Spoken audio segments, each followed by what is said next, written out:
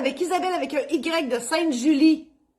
Hey, Mélanie, Julie, Sophie, Rita. Ce matin, là, je sais pas, ça donne de même, c'est toutes des saintes. Bonjour, lors du décès du conjoint de ma mère, le 13 juin dernier, mes sympathies, elle a été nommée liquidatrice de la succession.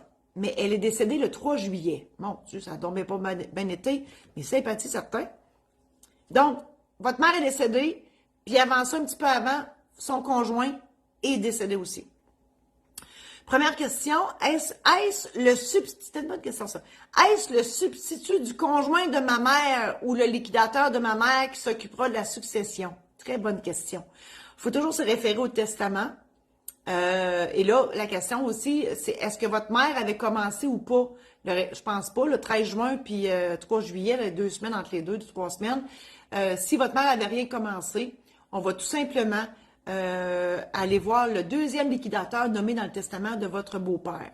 Comme ça, ça sera ce liquidateur-là qui va agir. Si ça avait été plus long entre les deux décès, puis que votre mère avait commencé la charge, moi, je pense que ça aurait été le liquidateur de votre mère qui aurait aussi liquidé cette succession-là. Mais tout ça est une négociation à y avoir aussi avec le liquidateur du beau-père pour savoir qui va prendre la charge. Bref, voilà, vous avez une deuxième question. Que doit-on penser de la nomination d'un conjoint entre personnes relativement âgées comme liquidateur de l'autre conjoint?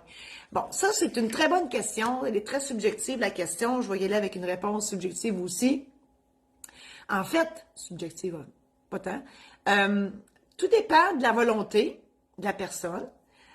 Donc, normalement, le couple, ils viennent ensemble faire leur testament chez le notaire. Donc, moi, c'est déjà arrivé, là, qu'il y en a un, il a dit, moi, je veux pas faire ça. Puis, il trouvait ça trop, il était illettré. Puis, il dit, moi, je serais pas capable de faire ça, mais quelqu'un d'autre. Quand on le sait là, c'est le fun. Donc, on sauve un voyage, on le met pas d'avance, puis on passe à l'autre tout de suite. Puis, on écrit ce tout de suite-là tout de suite, puis bon, on descend comme ça. Mais, on ne sait pas qu'est-ce qui peut arriver. C'est sûr que la personne, si elle est déjà démunie, on est mieux de ne pas la mettre pantoute. Mais si elle ne l'est pas démunie, j'avoue que c'est très malaisant parce que des fois, on le sent là que la madame, elle voudrait pas le mettre, mais lui, il dit non, je vais le faire. Tu sais, fait que là, elle est obligée de le mettre. C'est ça. Mais tout est une question de confiance, de transparence aussi. Moi, je pense que si vous ne voulez pas que ce soit votre conjoint qui soit liquidateur, vous ne le mettez pas, puis vous lui dites pourquoi. C'est mieux comme ça. Comme ça, vous allez dormir la nuit, tout le monde va être heureux. Ben, peut-être pas votre conjoint si c'est votre conjoint que, tu sais, on s'entend, mais ça se discute, puis à un moment donné, prends une petite gorgée de gin, ça va passer. OK? Donc, ça, c'est ma réponse. Martine va vous mettre le programme en ligne sur les successions, comment régler une succession dans le confort de votre foyer et à votre rythme. Je pense que j'ai un feeling que ça va être vous. En tout cas, vous êtes là-dedans, là. C'est un programme en ligne qui vous aide, qui vous accompagne, en fait, dans le processus complet du règlement de la succession. Puis là, ici, il y en a deux. Bon, si c'est vous qui êtes là, je vous souhaite bonne chance. Et c'est un programme où c'est moi qui vous accompagne. Je vous explique en long et en large et en travers tout ce que vous devez savoir en regard à un règlement de succession. Si vous ne voulez pas le programme en ligne, il y a quand même l'aide-mémoire qui existe. Et si vous voulez comprendre pourquoi je vous offre tout ça, il y a un livre numérique qui s'appelle J'aurais donc dû. Et il est juste en format numérique. Celui-là, je ne sais plus s'il est là, ils sont en train de le refaire. Bon, oui, il est là. Oui, tu l'avais. Yes. Donc, c'est un livre numérique sur des anecdotes qui se sont réellement passées dans mon bureau en regard à des règlements de succession.